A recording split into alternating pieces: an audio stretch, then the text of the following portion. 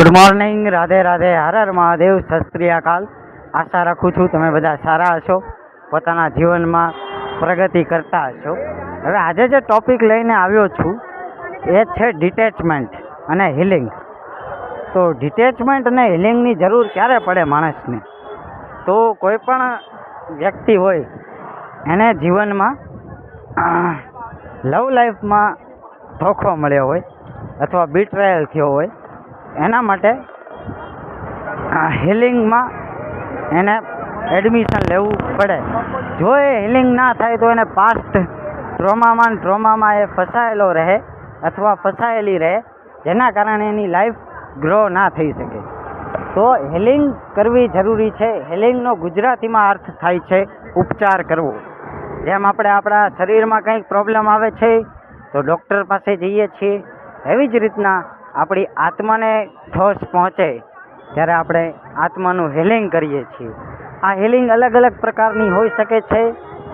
Natural healing પણ આવે છે, ક્રિસ્ટલ પહેરીને પણ હિલિંગ કરી શકો છો. એમાં આવે છે clear quartz bracelet, rose quartz bracelet, black tourmaline bracelet. આ બધા બ્રેસલેટ આવે છે જેનાથી તમારી હિલિંગ થઈ શકે છે. તમે હિલિંગ કરો તો તમે ઓટોમેટિકલી પરમાત્મા, મધર યુનિવર્સ, ડિવાઇન એન્જલ સાથે કનેક્ટ થાઓ, જેનાથી તમારું સ્પિરિચ્યુઅલ ગ્રોથ થાય, આધ્યાત્મિક ગ્રોથ થાય. એટલા માટે હિલિંગ એક જીવનનો પાર્ટ છે. પોતાની અંદર બદલાવ લાવવો એ પણ એક જીવનનો પાર્ટ છે. માટે દુનિયામાં ડિટેચ થવું પણ જરૂરી છે. અમુક જે રિશ્તા તમને ટોક્સિક લાગી રહ્યા છે, જેનું જીવનમાં કાંઈ જ મહત્ત્વ નથી રહ્યું, તેનાથી બેટર છે કે ડિટેચ થઈ પોતાની ઇન્ટરનલ હિલિંગ ઉપર ધ્યાન આપવું અને પ્રકૃતિ સાથે સમય વિતાવવો, ભગવાન સાથે કનેક્ટ થાઓ. જે કાંઈ મળ્યું છે એમાં ભગવાનનો તહે દિલથી આભાર વ્યક્ત કરવો. આ બધું તમે કરો તો તમને માનસિક શાંતિ મળે અને તમારી લાઈફ અપગ્રેડ થાય, લાઈફ એક સ્ટેપ આગળ વધે.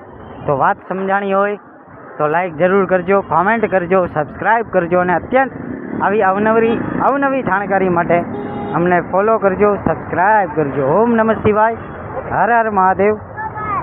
આપકા દિન શુભ રહે. રાધે રાધે.